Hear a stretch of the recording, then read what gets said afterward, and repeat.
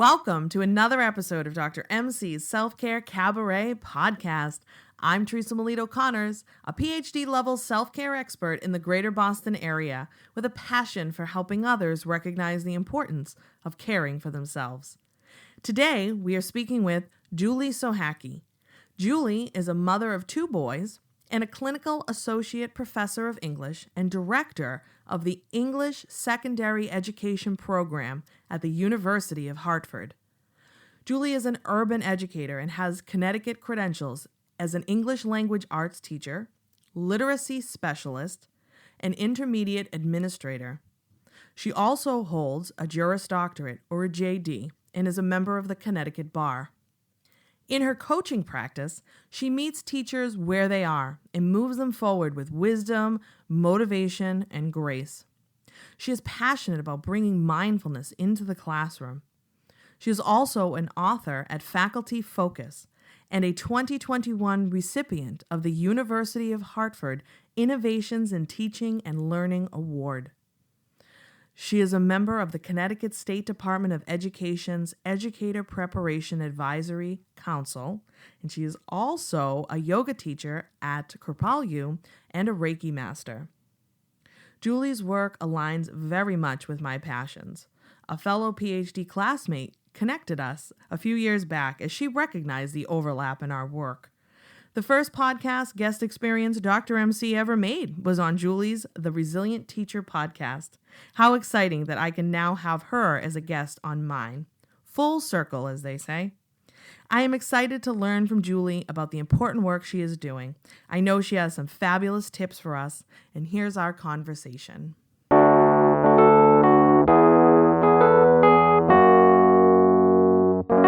Well, thanks, Julie, for joining us here today on the Dr. MC Self-Care Cabaret podcast. I'm delighted to chat with you. I'm so happy to be here. Thanks for inviting me. So let's get started. I think you have a fascinating backstory. You're a professor with a Juris Doctorate, mom, a yoga teacher, a Reiki master, all the things. So can you tell me more about kind of how all this came to be? Sure. Obviously, it was just one thing at a time, for sure. I didn't do all of those at once, but over the years, I guess when I became a teacher, that's really what I wanted to do, and that's what I did first. And I still have been teaching all these years. But then I thought it would be really great to dive into something really intellectual, and so I decided to go to law school. And that was in my later 20s when I had, just a lot of energy, no children. And that was, a great time for me. But then what I realized is once I did have my two boys, trying to juggle a career with the, children and really being able to take care of myself, I was really a mess. And so that's how I found yoga and Reiki, and then eventually wanted to deepen my practice in both of those by taking, the training courses, that are aligned with those. And so I went to Kripalu up in the Berkshires in Lenox, Massachusetts, and became a yoga instructor for the 200-hour program. And I wasn't perfect at yoga by any means. And I wasn't an expert then, and I'm still not now, but I just feel like I'm on the path. And so being on the path, I just wanted to take part in some meaningful practices that I thought could actually help me with my own self-care. So that's how I ended up in that area. And then how I ended up as a professor is simply because time went by and I was taking on so much at work, doing some, literacy coaching. I kept going back to get different certifications, got something in Connecticut called the 092, which is intermediate administrator.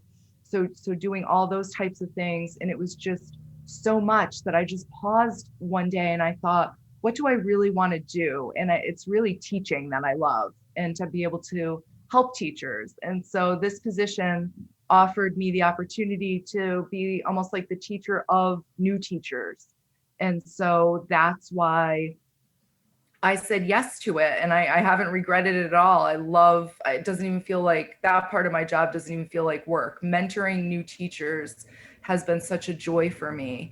And so that's where I am, but I'm able to bring in some of my yoga practices and self-care practices. And, I talk about energy and how our emotions just kind of flow through us and all of that. And so I'm able to come at it from different perspectives. And I also feel like the JD has really helped me. And although I'm not practicing law, it's helped me look at situations with, I think, more mental agility, having more creative problem solving skills.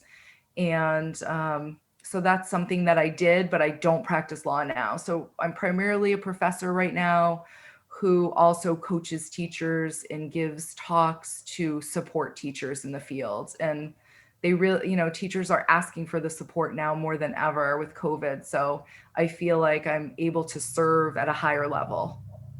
Awesome. That's really amazing. I'm just curious, what area of law did you focus on? So it was really family law. And as soon as I graduated from law school and passed the bar exam, I went right to Boston to take a 3-month mediation course because I was always about being a peacemaker.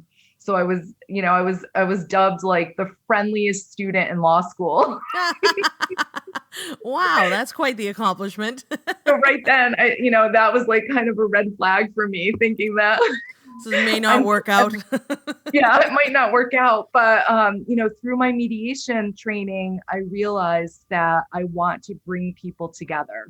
That's when I really knew that whether it be through, family law or through just my teaching, being in a school building, I taught secondary English for quite a few years. And I was a literacy specialist in the classroom. So, anything that I've done, I feel like the theme is wanting to be that peacemaker. Yeah, I really love that. And I can see that with you too in the little bits that I know about you. And you did mention some self care practices, and I know you have a lot of expertise in this area and mindfulness and resilience. So, can you tell me a little bit more about what your regular self care routine looks like? Yeah, I'd be happy to. So when I talk to teachers about self-care, I can't help but talk about something that I call self-maintenance or foundational self-care. It's really our basic needs. It's something that I feel like it's critical for us to thrive both in and out of the classroom. And I call this my non-negotiable daily practice. But when I set this up with teachers, Non-negotiable. I love that. yeah, non-negotiable. When I set this up though, I use mine as an example and I say these are the things that I do, but they might not necessarily be yours. And so I have 6 that I try to do every day. And this is where my yoga practice comes in because I'm constantly beginning again, meaning like I am not perfect at this. And so just like in every breath, we have a chance to begin again.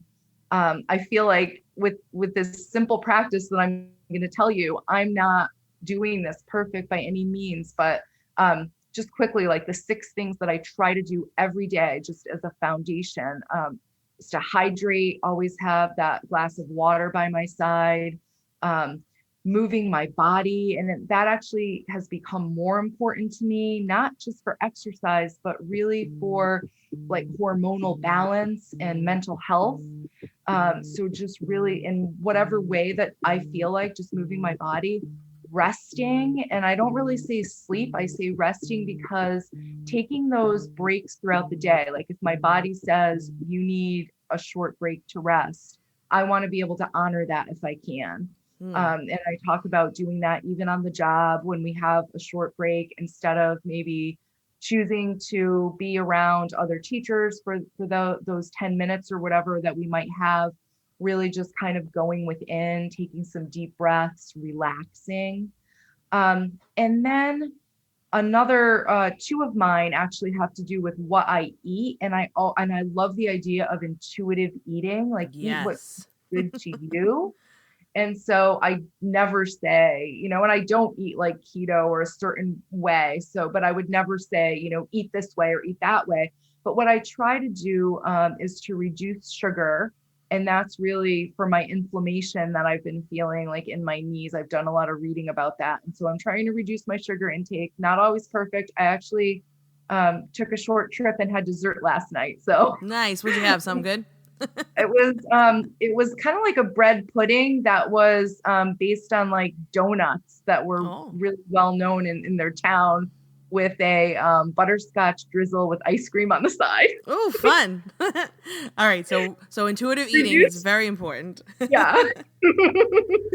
And then I try to increase my vegetables, adding them in different ways whenever I can, and making that a priority. And then the last thing that I've started doing, and I think it was COVID related, although I have taken supplements in the past. I am trying to remember to take like vitamin C, vitamin D, zinc. Again, not perfect. Didn't even really bring them with me on this short trip. So, but then when I came home, I'm back at it. So, and I have my water here where I felt like I was kind of dehydrated here and there the last few days. So these are just, again, my motto is begin again, because that is what we need to remember. And also, like I said, be intuitive with all of this. What feels good to you, not to somebody else, but really kind of like look within yourself to see what your body needs. Absolutely. You said several things that feel like I'm constantly repeating in my presentations and in my workshops and stuff. Absolutely. Like foundational self-care, what you do every day so you show up as the best you possible. That's really, really important. And you highlighted several domains of self-care that you really try to hit upon over the course of a day, which is excellent. Very good. Yeah, and like one other thing I can say about it is the question that I'm always asking myself is like, am I being kind to myself? And then if I'm not, then I stop, because I realize that self-care is not a luxury in these times. It is such a necessity. And it's really a choice that we have in each moment. So I get really nervous if I hear a teacher talking about, oh, next week I'm going to do this to take care of myself. Or Because I over the feel like, summer or during yeah, break. Yeah. yeah, exactly. As soon as the summer comes, I feel like it's more about frequency than duration, even. It's really, we have that choice in every moment, the way that we approach life. And so, just all hard work or all just like being in the grind, that doesn't do it. We really need to have just a a full life that includes, some of what I've already mentioned, but also that question I find so helpful to myself that I share with other people is, are you being kind to yourself? Because a lot of times we're not. And so we can pause and think like, what can I do right now to actually help myself? Yeah, absolutely. And I love that self-care is a choice. I think that might be the episode title. Self-care is a choice because it is. And we can sometimes, it's like, "Oh, well, it's a luxury. I have to do all these other things." It's like, "No, you actually have to take care of yourself first and foremost." And I know it's the reason why I got so interested in this is because I noticed it was the first thing that I used to just push to the side. And I wanted to know, like, why? Why do I do that when I know I'll feel better if I don't do that? Because it becomes a bit of an act of resistance too, to put your needs first. And I like wince too anytime somebody says like, "Oh, well, over Christmas break, that's when I'll practice self-care, or I'm going to get so much self-care in over the summer." It's like, no, no, no, no. Like, yes, that's great. Explore, practice, maybe try something new, but like that's not it. It's not a one and done or like a short-term solution. It's daily. But by the same token, you don't have to do like every single thing every single day, but you can kind of pick and choose what's going to fit where and what makes you feel good. That's really the bottom line. Getting in touch with that. Yeah, I mean, sometimes it's just like really prioritizing a good night's sleep. It can be just something simple, and that's the shift that I think some teachers think that it needs to be, spending money or doing something that is outside of your house even. And I just feel like it's, there's so many things that we can do to take care of ourselves, just even sometimes just by sitting on a chair outside, or making a cup of tea or reading a book that you really want to read, that's not for work. It's anything like that is free and right in your own house that can happen at any time. Absolutely. I also cringe at the stereotype of like, the bubble bath or going for the fancy Oh, expensive massage. It's like, no, no, no, that doesn't have to be it. Like it can yeah. be, it's so much more than that. And you don't have to spend any money. I give presentations that go on for, I do 5-week, like 10-hour courses. And like most of what we talk about, if not like 99.9% of it, costs $0. I may throw a few other examples like, yeah, you could go to a Reiki master or you could go to acupuncture. Like if you wanted to, you do not have to. You can practice really good self-care for free. Yeah, and just on that point, like even someone who wants to practice yoga can, there's so much on YouTube right now that you can find tons of, even if you want to meditate or relax, there's so much, there's relaxing music, or there's just meditations or yoga nidra where someone is walking you through a really relaxing experience. And that's really just by turning on your computer. Yeah, that's awesome. So I know you have a lot of experience with mindfulness. And so I'm wondering, first for our listeners, if you could define mindfulness, but then also if you have a favorite mindfulness practice that you want to share, either for something maybe you do or you like to teach your teachers to do. So yeah, that's great. So for me, mindfulness is really being in the present moment. And I think the aha for me was that it's my point of power being in the present moment. If I'm in the past, if I'm in the future, it usually has something to do with anxiety or worry or regret or something else that then is like, I'm bringing into my body, and then I really need to like move it out of my body. So instead, when we're in this moment of being so present, which I consider to be mindful, um, that is the place where really we can make decisions, we can empower ourselves, we can make changes in our lives. It's really when we drop the baggage of our past, and then stop that worry and anxiety about what if, and really just stick to what's happening in the moment. And so with teachers, we a lot of times talk about being present for our students. Mm, And anything that we do for our students, I feel like we first have to do for us. So, in order to serve our students, we need to be able to do that for ourselves. And so, in order to really be mindful for our students in that way, we need to adopt that mindfulness practice for ourselves. And so, I'm not great at meditation, although I do, I try to do 10 minutes a day only of just quiet, close my eyes, breathing meditation. I really find a lot of my mindfulness practice, besides just trying to like really be in the moment. But when I want to really experience it to a high level, one of my core values is nature. And so just being outside, being around the trees, and just staying present in nature has been so powerful for me. It's really healing.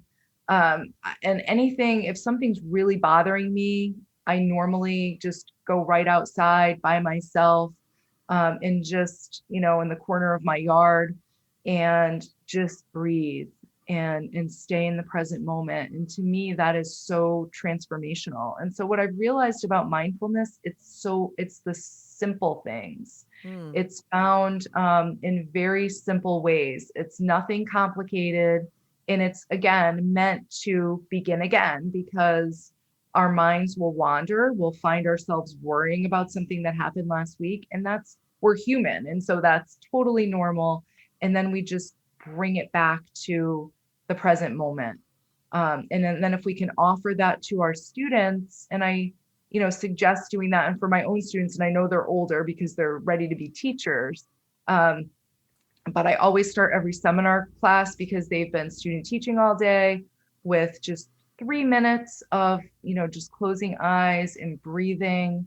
And it seems to really help them. And then they pass that on to their students. So I hope that mindfulness in the classroom can almost be a ripple effect, that teachers that have a positive results with it in the classroom with their students we'll pass it on to other teachers so that we can all bring this to our students. And we've noticed that, just informally, we've noticed that in the classroom that there's less behavior issues when the teachers just practice just a few minutes of mindfulness with the students. Absolutely. Well, stressed out, anxious teachers aren't going to have, happy, productive, high achieving students. That's just not how it works. So that's excellent. I love that. And definitely, getting outside for just a few minutes can make a huge difference. I was doing that, during COVID, working from home. Sometimes it was, the boundaries were blurred between work life and home life. And I would try at least once a day for the length of whatever Lizzo song I wanted to listen to that day and just go stand on my back porch and kind of dance around. I don't care if the neighborhood saw me. Just give myself that moment, like stretch my body, move my body, feel the fresh air, the sunlight, or whatever was going on. And it really helped. One of my favorite things to do in mindfulness practices I like to share is called a rainbow walk. Maybe you've heard of this, but you can just walk around like you do outside or anywhere in a park or in your neighborhood and just look around and see if you can spot something of every color of the rainbow. So really forcing you to be there in that present moment and observing your surroundings can be quite powerful and really help to ground us back into the present moment and feel really that. good. And you can do that pretty quickly. Or however long or not, or take a long leisurely walk and do it that way. Kind of fun. You can even do it in a room too. If you're in a colorful space, you could look around and see if you can spot all the colors of the rainbow and just give yourself that momentary pause to kind of reset, and even just breathing. Such an underutilized, powerful tool. I know. And what you said, I think, is so profound too, by just saying that pause, because that's something when we're in that go, go, go mode that we're not willing to do. We have to really be intentional about it to pause and reset ourselves to be our best selves for everyone around us, but especially for ourselves. Yeah. So I'm wondering, since you work with a lot of, students and folks that hope to be teachers and current teachers, and you're also a mom, so as a parent, people are really struggling with a lot of, what's been going on in the midst of the global pandemic. So I'm wondering what's one piece of advice you would give to people struggling. So maybe think about, might be different what you'd say to parents concerned with learning loss versus teachers concerned about embarking on a new school year. Like what advice would you give? So I feel that and I think this can be for anyone, that it's time for us to really put ourselves first so that we could be our best in all these situations. And so, one way that you can easily do this is to start by paying attention to your energy and start, thinking about what really drains me, maybe what drains me since the pandemic started, or what is draining me in this new situation I find myself in, and then what replenishes me.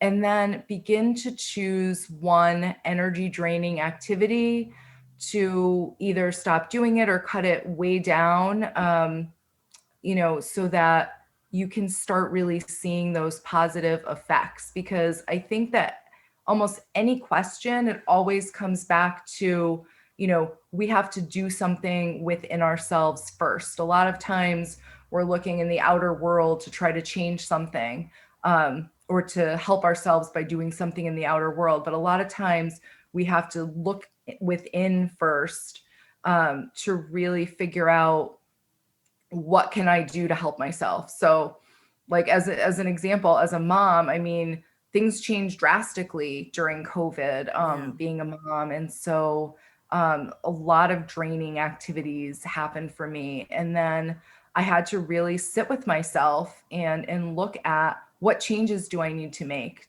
to start thriving again? Because I feel like I, just like a lot of people, found themselves initially in survival mode. And it's a really dangerous place to be, when we can take those steps to kind of move out of it.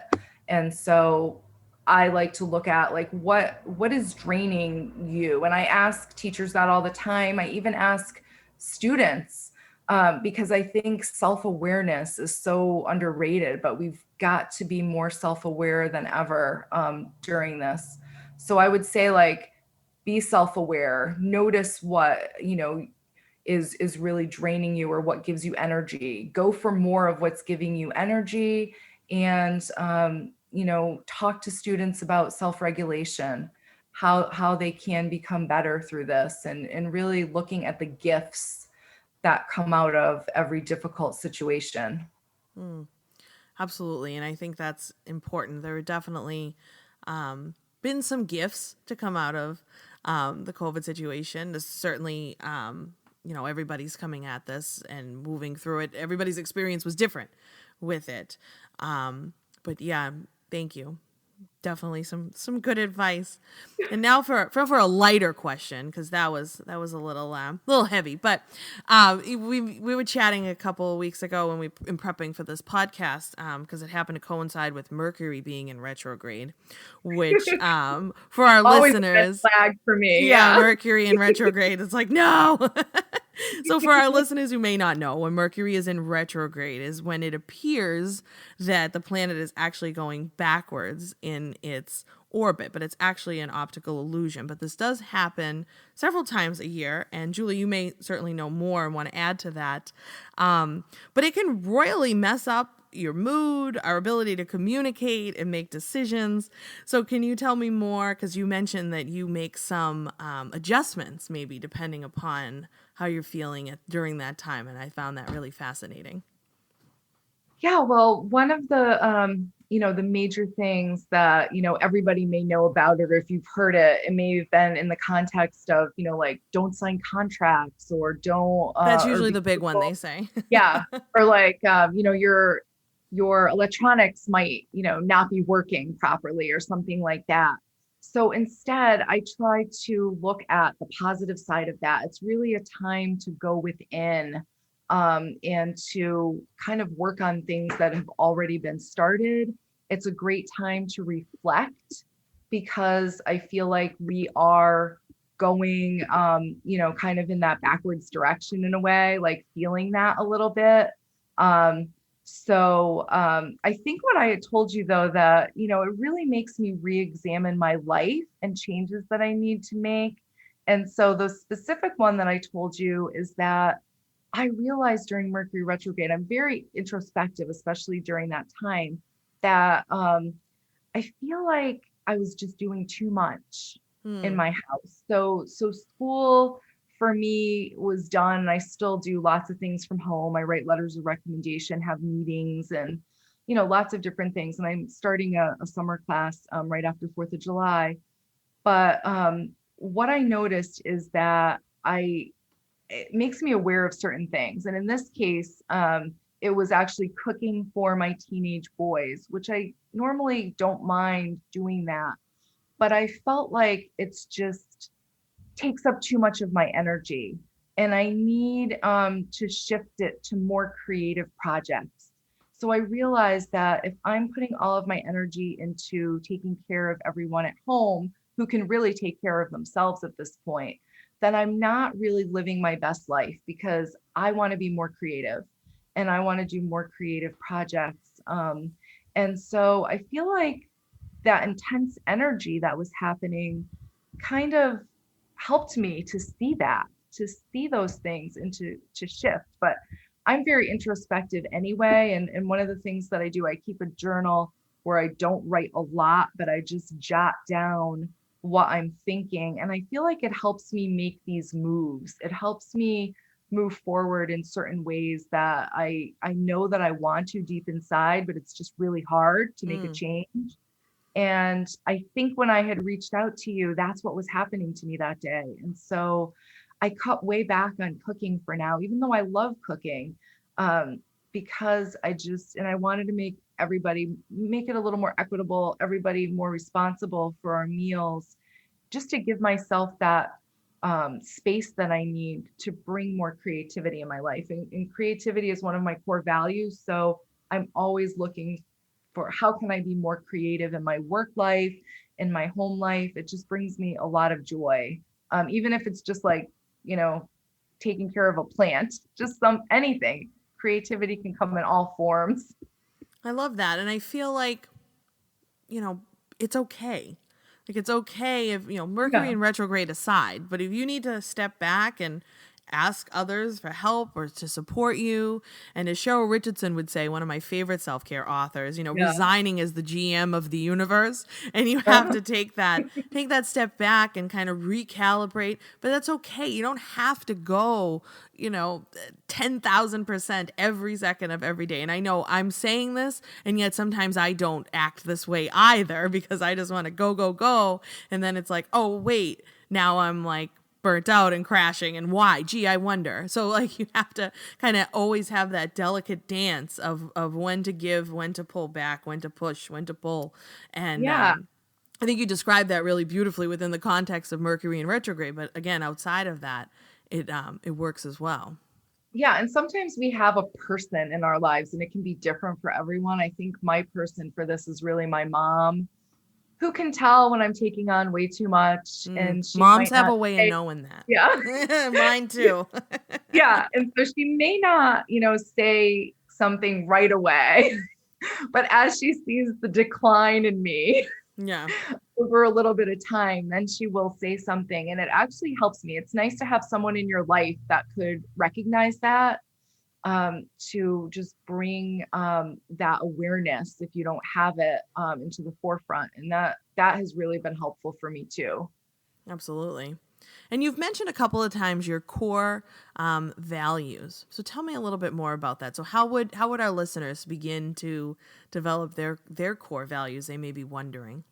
Okay, that's a really great question. So we all have core values, but maybe we're just not aware of what those might be yet. And so this is actually what's inspired me to start working more with teachers, in a small group or one-on-one basis, is because I give this list, and I can actually send it to you if you want to share it with your listeners. But it's just a list of all different words that are basically core values, and these core values. Um, really help us to cultivate our purpose, know which direction to go, create that sacred life that we love, that we're all looking for. And so I use my core values as a litmus test to decide, should I take this on when I can. I know sometimes in my job I don't have a choice, and so Sure. what I'll do is I'll try to align the project around my core values somehow. So three of my major core values are creativity, to inspire, and integrity. And Mm, so everything I do, I really want it to revolve around some creative aspect, inspiring some group of people or at least one person, and, having integrity around the whole process. What's excellent. funny about, the idea of core values is that I even brought them up on my job interview 6 years ago, when I interviewed with the dean. And I was very honest with her, and I said, I just want to make sure that this position is going to honor my core values. And so we talk through them, in order to understand what they are. So, and then we align everything with them. It's really a powerful way to move you in the direction of your dreams. But what you can do at home is, I can send you the PDF so that your listeners can try it out. You can even probably Google, the list. I created my own list based on Elena Aguilar, had a list out, and Cheryl Richardson had a list. And so I kind of took all my favorites from all the lists.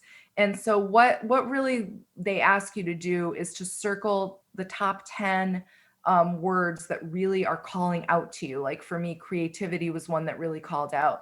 And then from there to try to whittle it down to maybe five so that you have five core values. So for me, one of mine is energy flow. And I Mm, didn't even understand it when I chose it like so many years ago now, but it's still something that calls to me, in so many different ways. But I'm really big on letting the energy flow through our bodies, taking in the emotion, but realizing that it's only a visitor and that we need to just let it pass. And that the way that we can really stay healthy is to just have that energy constantly flowing, so that we're not getting like stuck. So I go through this process with teachers in small groups, one-on-one, or in a larger group, and then I give teachers a chance to talk about them, partner up and talk about their core values together. And usually everybody has a huge smile on their faces because it's an aha moment that, wow, these words really speak to me. These are my words. And sometimes I had one teacher who I was working with who actually kind of drew them out, and made this beautiful illustration, very colorful, and then shared it with me. Oh, wow.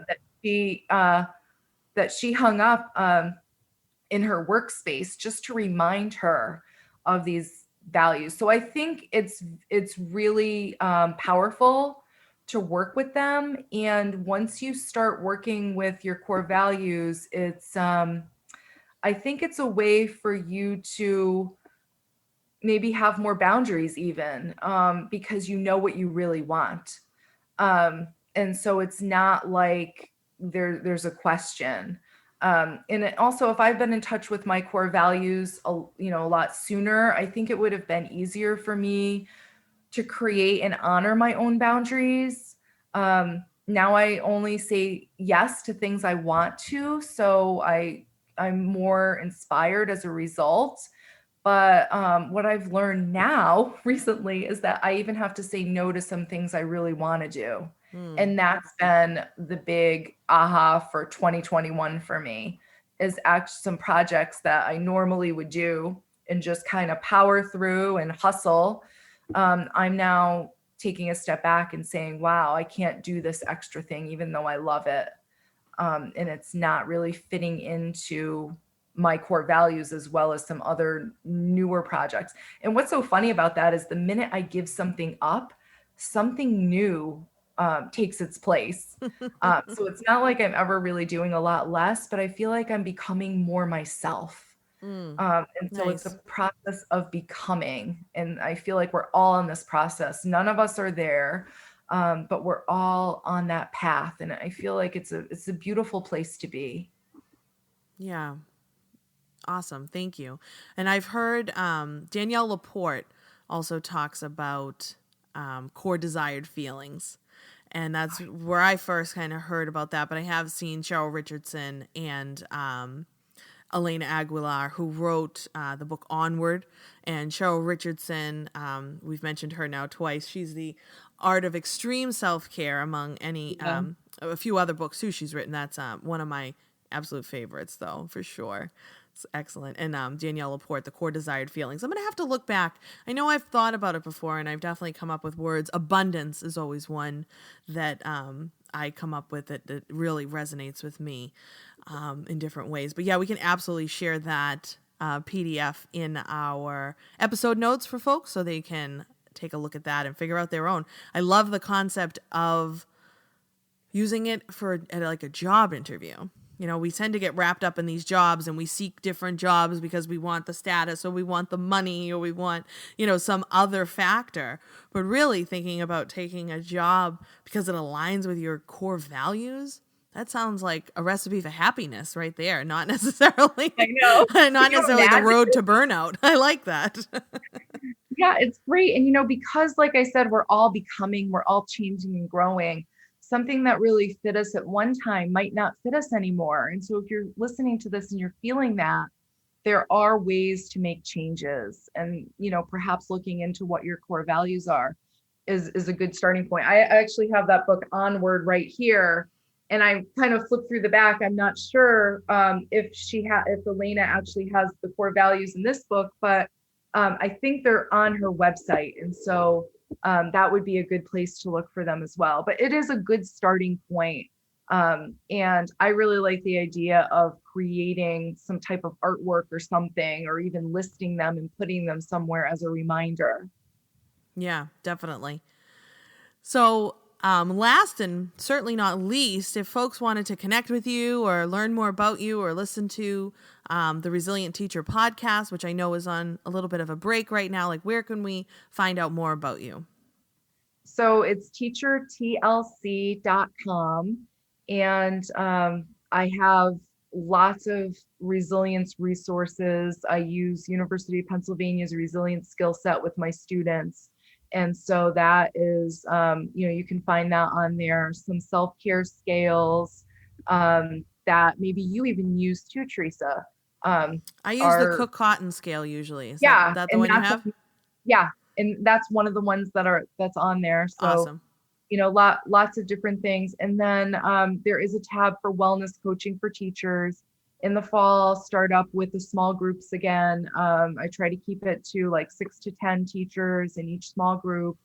We meet twice a month on Zoom to really be able to get support, really knowing that all of us want to be seen and heard. And so creating those connections with other teachers who have similar interests is really helpful. And then I'm also offering some limited one-on-one coaching for teachers who really feel called to either make some changes or really increase their joy or motivation or authenticity in the workplace or whatever they're feeling. And so I have a form on my website that teachers can just click right there and then fill it out, and then I'll get right back to you.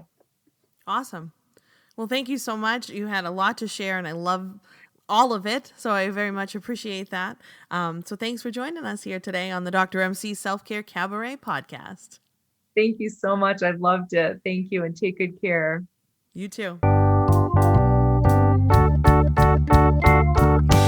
love Julie's journey. It's a great example of how life takes us on an adventure that may not be what we expected, but can be so much more than we imagined. I also think it's really important to think about your own non-negotiables. Maybe you can start a list. I no longer. And then think about what it is, big or small. And absolutely get into the habit of asking yourself, am I being kind to myself? You have a choice. Self-care is a choice. You get to choose. You have the power. And wow, making sure your job is aligned with your core desired values. Asking about this during a job interview, I love it. I bet there would be a lot of job vacancies if folks approach their 9-to-5s with this mindset. But how wonderful would that be? Something to think about. Now, granted, we have to work in order to make money to pay our bills and such, so I know this is not realistic for some folks, but if you can, align your work with your core values and see how that feels. I feel like the COVID-19 pandemic has a lot of folks reevaluating their lives and realizing what is important and what no longer serves us, and letting it go. Thanks for listening to this episode. Remember to subscribe and rate this podcast on your preferred player. The ratings help us grow and share the message of self-care. If you have comments, suggestions, or questions, please reach out directly by emailing podcast@drmcselfcare.com. That's drmcselfcare.com. And come join the cast party at Dr. MC's Self-Care Cabaret on Facebook and Instagram at Dr. MC Self-Care or on my website, drmcselfcare.com. Be sure to like, subscribe, and love me across all my social media platforms for the most up-to-date information on self-care.